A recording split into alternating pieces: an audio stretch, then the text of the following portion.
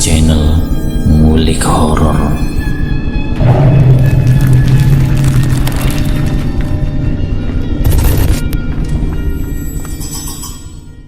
Assalamualaikum warahmatullahi wabarakatuh. Jumpa kembali di channel Ngulik Horor. Channel kami menceritakan tentang kisah-kisah misteri yang mungkin bisa menemani agan-agan dan sista semua ya. Kali ini saya akan membawakan kisah misteri yang ditulis oleh @dalang62854815. Kalian juga dapat mengunjungi tweet beliau langsung ya. Nanti link saya akan sediakan di kolom deskripsinya. Yuk daripada kita lama-lama, langsung saja kita simak ceritanya. Kali ini saya akan membawakan kisah misteri yang berjudul Jadi Tumbal Pesugihan untuk Melunasi Hutang. Oh ya, sebelumnya saya minta maaf ya kalau ada kesamaan nama dan tempat. Itu hanya kebetulan saja. Oke, kita lanjut lagi ke ceritanya. Assalamualaikum warahmatullahi wabarakatuh. Kisah ini menceritakan seorang ibu yang dijadikan tumbal pesugihan karena utangnya yang sangat banyak terhadap rentenir. Dan cerita ini dikisahkan oleh anak sulungnya.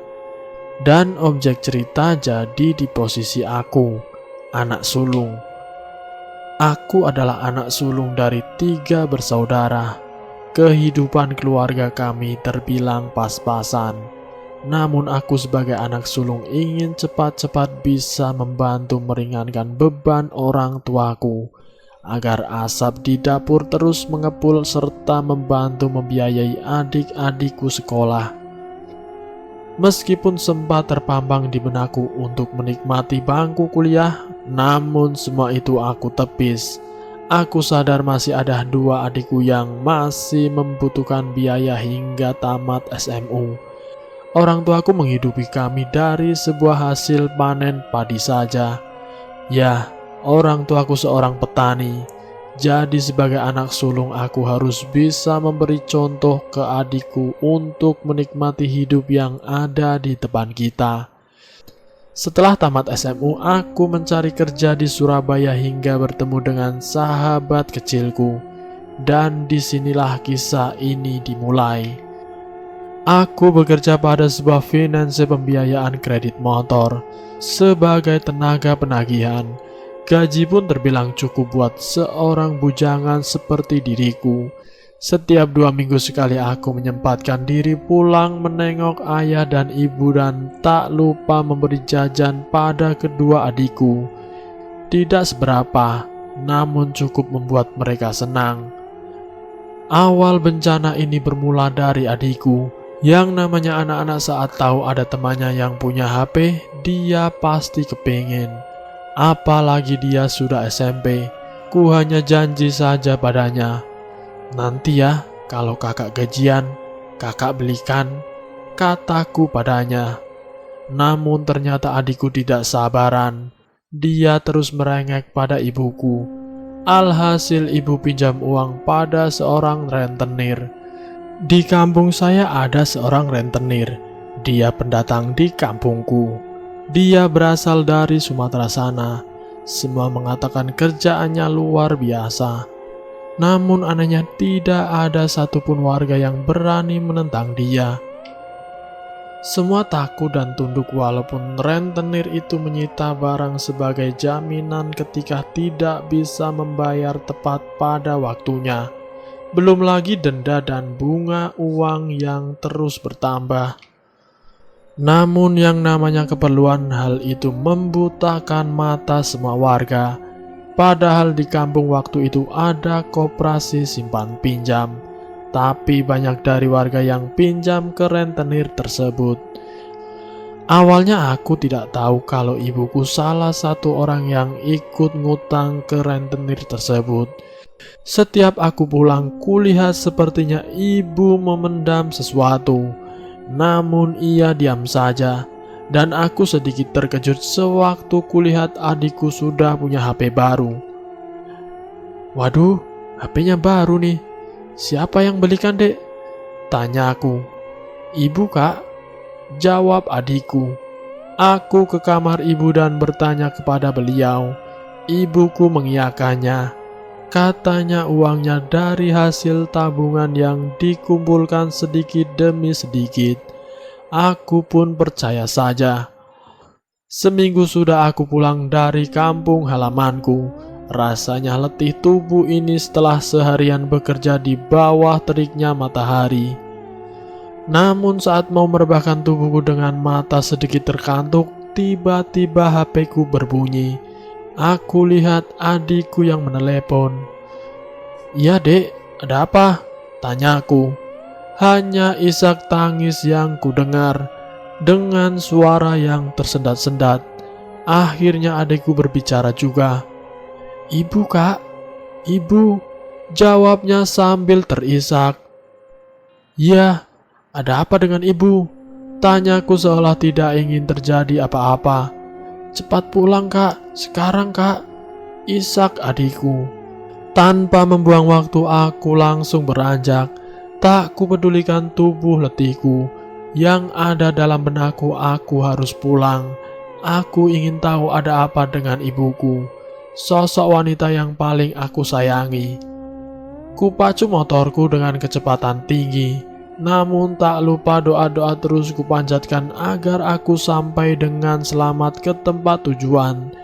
Tak perlu waktu lama, 2 jam sudah aku tempuh. Akhirnya aku sampai juga. Aku masuk ke rumah. Kulihat ibuku mengerang kesakitan dan ayah serta adikku hanya menangis. Aku pun langsung memeluk tubuh ibuku. Ibu kenapa bu?" tanyaku. "Ibu tidak apa-apa nak," jawabnya. Aku marah pada ayah dan adikku. Kenapa ibu tidak dibawa ke dokter? Tapi kata ayahku, ibuku yang tidak mau. Aku lihat pucat pasit wajahnya, sambil mulutnya meringis menahan sakit di dalam tubuhnya. Aku semakin sedih. "Ibu, ucap istighfar bu," ucapku. "Allah, Allah, Allah." Aku terus membisikkan kalimat itu di telinga ibuku. Namun Allah berkehendak lain. Ibuku meninggal tepat pukul 3 dini hari. Bisa terbayangkan gimana meledaknya tangis seisi rumahku. Aku belum bisa membahagiakan dia. Dan ada satu ganjalan di hatiku, yaitu ibuku sebenarnya sakit apa. Karena selama ini dia baik-baik saja. Esok paginya acara pemakaman ibu pun dilaksanakan. Dengan perasaan belum ikhlas aku mengantar kepergian ibuku. Aku harus mencari tahu ada apa dengan ibuku. Mungkin ini nuraniku sebagai anak yang merasa ada ketidakwajaran dengan kematian ibuku. Malam hari setelah acara tahlilan aku menemui ayahku. Aku merasa ayah pasti tahu. Pasti ada yang dirahasiakan di belakangku. Akhirnya ayah cerita bahwa ayah dan ibu mempunyai hutang pada rentenir dengan nominal 15 juta dan dalam tempo 5 bulan tidak bisa melunasinya. Hutangnya itu terus bertambah dengan bunga yang berbunga juga. Hutangnya itu kini menjadi 29 juta. Gila, aku menyesalkan kenapa ayah dan ibu tidak cerita ke aku. Dan semenjak tidak bisa bayar hutang itu, ibuku stres dan gelisah teramat sangat. Paginya aku belum kembali bekerja. Sengaja aku mengajukan cuti dan pergi ke warung kopi tak jauh dari rumahku. Ya, sekedar ingin mencari info tentang gimana sepak terjang rentenir itu. Jujur dalam hatiku langsung berpikir negatif kepada rentenir itu. Dan bahwa kematian ibuku ada hubungannya dengan dia. "Hoi," sapaku pada kawan kampungku. Mereka temanku sewaktu kecil. "Hei Aldi," sapa mereka. Aku ikut membaur bersama mereka. Dan mereka mengucapkan turut berduka cita kepadaku. Di akhir perbincangan aku pamit pada mereka karena terdengar suara azan zuhur sudah berkumandang. Tiba-tiba di tengah jalan temanku tadi memanggilku. Aku berhenti dan bertanya, "Ada apa?" "Aku mau sedikit cerita tentang yang tadi kamu tanyakan di warung, tentang rentenir itu," katanya. Itu membuatku penasaran. Aku ajak temanku itu berhenti dan duduk sejenak di bawah pohon rindang yang ada di pinggir jalan.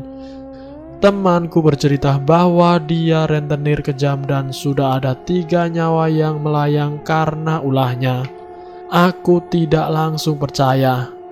"Kok bisa?" tanya aku. "Ya, semua yang meninggal pasti yang berhutang padanya. Dia punya ilmu pesugihan kuda. Jika mata kamu bisa menembus alam gaib, maka kamu akan melihat di depan pintu rumahnya dijaga oleh seekor kuda berkepala manusia. Oh ya, coba kamu lihat di bawah ranjang ibumu. Pasti ada bulu seperti bulu kuda," jawabnya. "Coba kamu cari sekeliling kamar ibumu, karena 2 orang yang meninggal kemarin juga sempat menemukan ada bulu kuda di bawah ranjangnya dan bermimpi dikejar-kejar kuda," jawab temanku.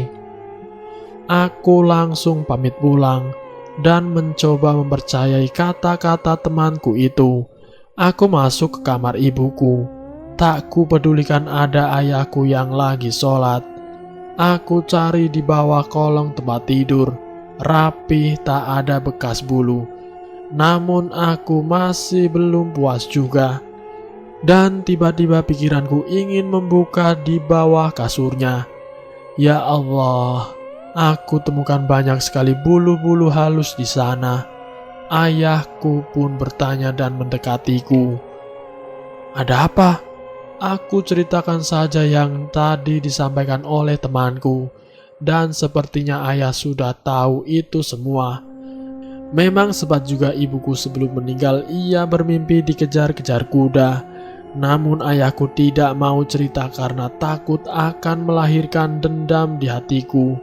Dan ternyata semua itu benar. Ya, aku dendam. Aku harus menuntut balas kematian ibuku.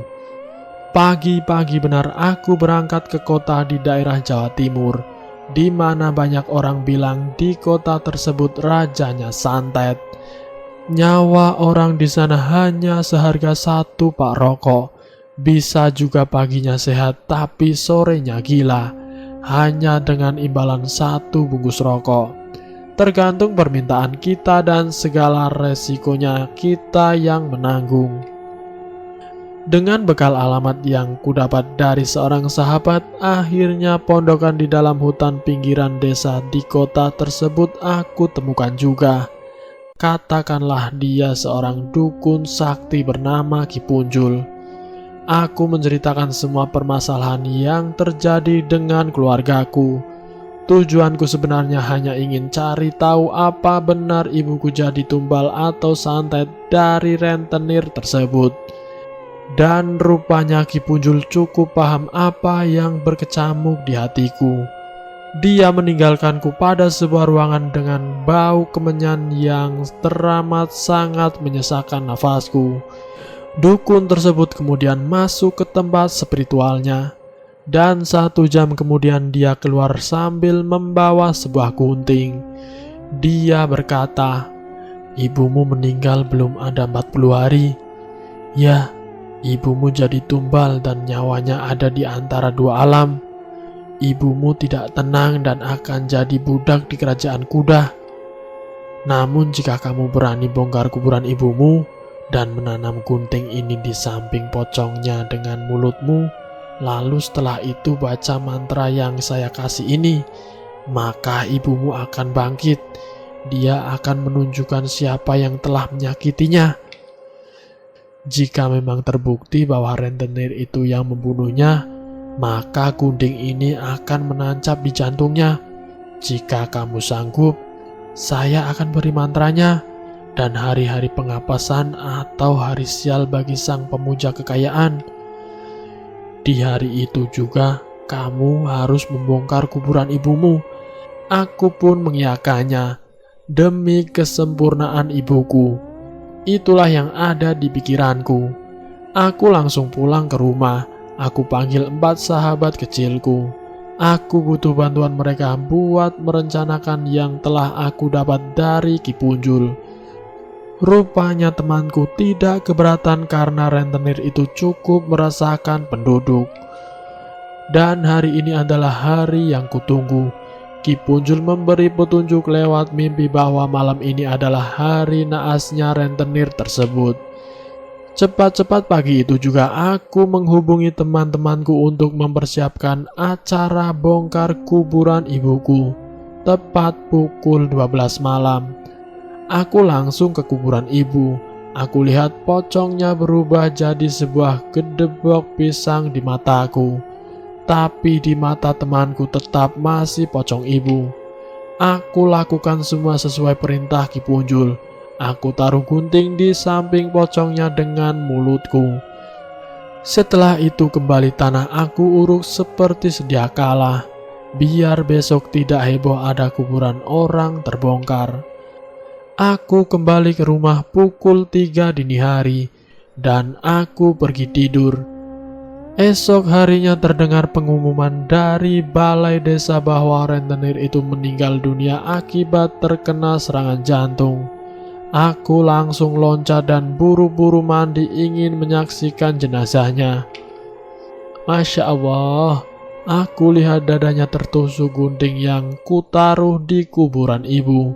Wajah wanita itu seolah melotot dan jarinya menunjuk padaku.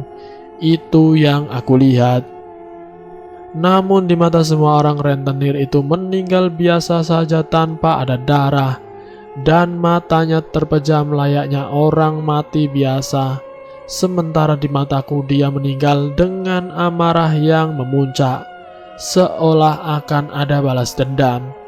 Hingga cerita ini aku kisahkan masih saja terus teringat ringkikan kuda setiap malam. Terkadang aku melihat sosok wanita yang mirip dengan rentenir itu terus menunjukkan tangannya padaku. Aku hampir gila karena terus-terusan dikejar oleh bayangan semua itu. Kini aku memutuskan untuk tinggal di sebuah pesantren yang dipimpin seorang kiai. Dia akan meruqyah aku dan menghindarkanku dari dendam wanita itu yang memang arwahnya menuntut balas. Karena di dalam wanita itu ada iblis yang bersemayam. Dan selesai. Itulah kisah misteri yang berjudul Jadi Tumbal Pesugihan untuk Melunasi Hutang. Semoga video kali ini bisa menjadi pembelajaran buat kita semua. Ambil sisi positifnya dan buang jauh-jauh sisi negatifnya. Terima kasih sudah mampir di channel kami. Jika kalian tertarik dengan video kami, silahkan tekan tombol like, share, dan komen. Tekan subscribe untuk mengikuti video kami selanjutnya ya. Wassalamualaikum warahmatullahi wabarakatuh.